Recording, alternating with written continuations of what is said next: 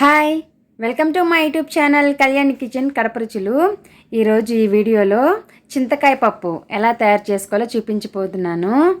చింతకాయ పప్పు ఎవరైనా టేస్ట్ చేశారా? చేసుంటే వాళ్ళకి ఈ పప్పు చింతకాయ పప్పు ఎలా ఉంటుందో వాళ్ళకి అర్థమై ఉంటుంది. ఒకవేళ టేస్ట్ చేయని వాళ్ళు తప్పనిసరిగా ఒక్కసారి ట్రై చేయండి. చింతకాయ పప్పు చాలా బాగుంటుంది. మనకి చింతకాయలు మార్కెట్లో కూడా ఇప్పుడు అవైలబుల్గా దొరుకుతున్నాయి. ఎక్కువగా ఒకప్పుడు పల్లెటూరులో చేసుకునేవాళ్ళు. ఇప్పుడు అందరూ కూడా మార్కెట్లోకి వెళ్ళి తీసుకొచ్చుకొని మరీ చేసుకుంటున్నారు. అంత స్పెషల్ చింతకాయ పప్పు. చింతపండు వేసుకునే పప్పు ఒకలా ఉంటుంది, చింతకాయ వేసిన పప్పు ఇంకోలా ఉంటుంది. వేటికవే బాగుంటాయి రెండు కూడాను. చింతకాయ పేరెత్తితేనే నోట్లో నీళ్లు ఊరిపోతాయి కదా, అలాంటిది ఇంక పప్పు ఎలా ఉంటుంది? వేడి వేడి అన్నంలోకి వేసుకుంటే చాలా బాగుంటుంది. రాగి సంగటికైనా కూడా సూపర్గా ఉంటుంది ఈ పప్పు. ఈ పప్పు నేను ఎలా తయారు చేసుకుంటానో మీకు కూడా చూపించాలని అయితే అనుకుంటున్నాను. ఇది ఆంధ్ర స్పెషల్ పప్పు అండి, చింతకాయ పప్పు. మా కంటికి చింతకాయలు కనిపించాయంటే కంపల్సరీగా తీసుకొని అయితే పప్పు పచ్చడి ఏదో ఒకటి చేసుకుంటాము. అంత టేస్టీగా ఉంటుంది, చూస్తేనే తినాలనిపిస్తుంది కదా. మరి ఇంకెందుకు ఆలస్యం, దీన్ని నేను ఎలా తయారు చేస్తానో చూపించేస్తాను. 1/2 కిలో టమోటాలు తీసుకోవాలి, కొద్దిగా కొత్తిమీర బాగా వాష్ చేసుకొని వెనకాల తొటుములు అవి ఉంటాయి కదా, అవి కట్ చేసి పెట్టుకోండి. అలాగే 1 ఉల్లిపాయ, 150 గ్రామ్స్ కందిపప్పు, పోపు దినుసులు, అందులోనే 4 వెల్లుల్లి అలా నల్లకొట్టి పెట్టుకోండి. పోపులో 4 ఎండుమిరపకాయలు వేస్తే టేస్ట్ అనేది బాగుంటుంది. చింతకాయలు పెద్దవి ఉన్నాయి పొడవుగా, అవి 3 తీసుకున్నాను. పచ్చిమిరపకాయలు కారానికి సరిపడా దగ్గర ఇవి 20 వరకు ఉన్నాయి చిన్న చిన్నటివి. నేను తీసుకున్న 150 గ్రామ్స్ కందిపప్పుకి ఈ చింతకాయలు టమోటాలు 1/2 కిలో వేసినాం కాబట్టి పులుపు కారము అనేది కరెక్ట్గా అయితే తీసుకున్నాను. కొద్దిగా ధనియాలు వేయండి, టేస్ట్ అనేది బాగుంటుంది, స్మెల్ కూడాను వస్తుంది. కరివేపాకు ఫ్రెష్ తీసుకోండి, బాగుంటుంది. కొద్దిగా పసుపు, సాల్ట్ టేస్ట్కి సరిపడా. ఒక కుక్కర్లో 150 గ్రామ్స్ కందిపప్పు వేసుకొని నీళ్లు పోసుకొని 2 సార్లు శుభ్రంగా వాష్ చేసుకొని 2 గ్లాసులు నీళ్ళు అయితే వేసుకొని ధనియాలు, చూపించిన ఉల్లిపాయలు కొద్దిగా కట్ చేసి ఒక 2-3 పీసులు అయితే ఉల్లిపాయ ముక్కలు అయితే వేసుకోండి. టమోటాలు అన్నీ కట్ చేసి వేసుకోండి 1/2 కిలో. కొద్దిగా పసుపు, 2 టేబుల్ స్పూన్స్ ఆయిల్ కూడా వేయండి.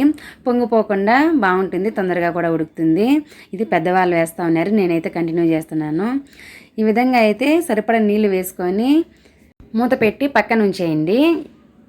ఈలోపు పప్పు అనేది కొద్దిగా నానుతుంది. మనము చింతకాయలు అనేది ఉడకబెట్టుకుందాం. 1/2 గ్లాస్ వాటర్ వేసుకొని చూపించిన చింతకాయలు 3 తుంచి అలా వేసేసి, పసుపు ఉప్పు వేయాల్సిన అవసరం లేదండి. స్టవ్ వెలిగించి లో ఫ్లేమ్లో ఒక 5 మినిట్స్ తొందరగా ఉడికిపోతుంది. ఇది అస్సలే టైమే పట్టదు, అంత ఫాస్ట్గా అయితే ఉడికిపోతుంది. చూస్తున్నారు కదా, మనకి 5 నిమిషాలకంతా ఉడికిపోయింది. ఇంక స్టవ్ ఆఫ్ చేసి అవి పక్కన పెట్టేస్తున్నాను.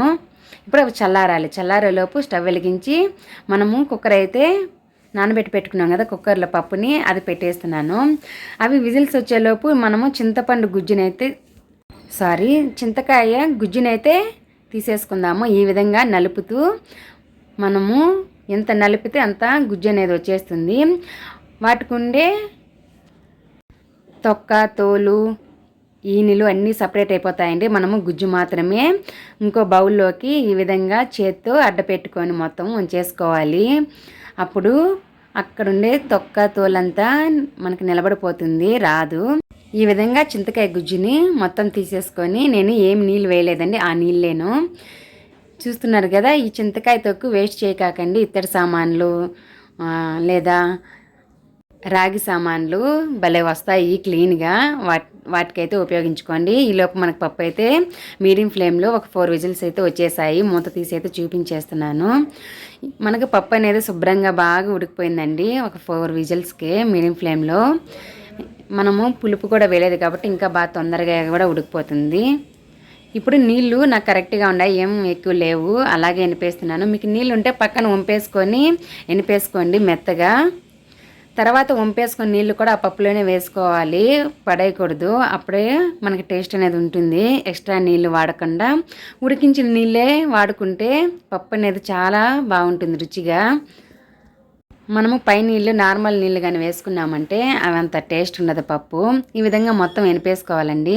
ఎనిపేసుకున్న తర్వాత చింతకాయ గుజ్జు అయితే తీసి పెట్టుకున్నాం కదా, అది వేసేయాలి. నేను పప్పు గుత్తిపైనే పై నీళ్ళని వేసాను. అలా వేసేసుకొని చింతకాయ గుజ్జు మొత్తం వేసేసుకోవాలి. పులుపు అనేది మీరు చింతకాయలు మీకు సరిపడా తీసుకోండి. తీసుకున్న పచ్చిమిరపకాయలు కారాన్ని బట్టి ఎక్కువ తీసుకున్నారంటే మరీ ఎక్కువ పులుపు అయిపోతుంది. అన్నీ ఈక్వల్గా తీసుకోవాలి. మీరు కారం కొంచెం ఎక్కువ తినేవాళ్ళైతే పచ్చిమిరపకాయలు కొద్దిగా ఇంకా ఎక్స్ట్రా వేసుకోండి.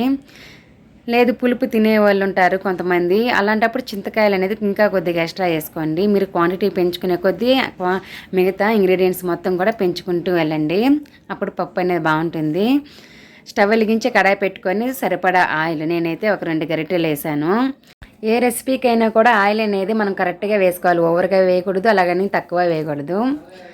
కరెక్ట్గా వేసుకుంటే ఏ కర్రీ అయినా బాగుంటుంది. ఇలా స్టవ్ వెలిగించి కడాయి పెట్టుకుని ఆయిల్ వేసుకున్న తర్వాత పోపు దినుసులు చిటపట్లాడాలి.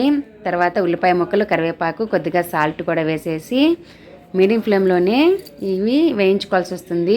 బ్రౌన్ కలర్ రావాలండి ఉల్లిపాయ ముక్కలు అనేది. బ్రౌన్ కలర్ వచ్చిన తర్వాత పోపు పెట్టుకుంటే చాలా బాగుంటుంది. ఇప్పుడు మనకి ఇంకా ఉల్లిపాయ ముక్కలు అనేది వేగలేదు, మనకి 50% వేగాయి. 50% వేగిన తర్వాత కొత్తిమీర అనేది వేసేయాలి. అది కూడా క్రిస్పీగా కరకరలాడుతూ ఉండాలి. కొత్తిమీర అంతవరకు అయితే ఫ్రై చేసుకోవాలి. చూస్తున్నారు కదా, మనకి క్రిస్పీగా కొత్తిమీర, ఉల్లిపాయ ముక్కలు బ్రౌన్ కలరు వచ్చేసాయి. హై ఫ్లేమ్లో పెట్టుకోండి. హై ఫ్లేమ్లో పోపు పెట్టుకుంటే చాలా బాగుంటుంది పప్పు అనేది. ఈ విధంగా మొత్తము ఒకసారి మిక్స్ చేసుకున్న తర్వాత ఎనిపి పెట్టుకున్న పప్పుని వేసేసుకోవాలి. చూస్తున్నారు కదా, పప్పు అయితే వేసేసాను.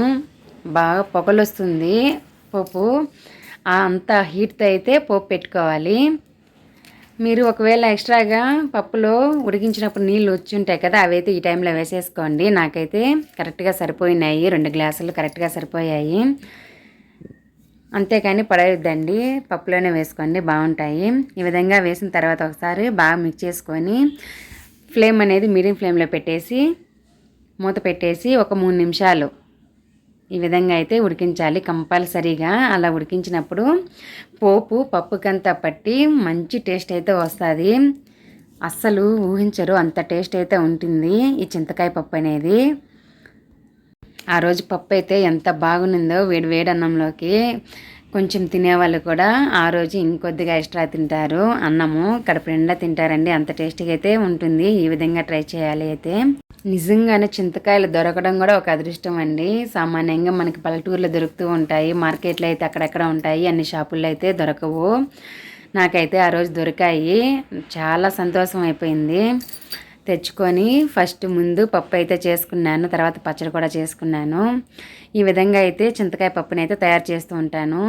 ఇంకెందుకు ఆలస్యం, నేను చేసిన పప్పు మీకు నచ్చినట్లయితే మీరు ఇంట్లో తప్పకుండా ట్రై చేయండి. చింతకాయలు దొరికితే. బాయ్.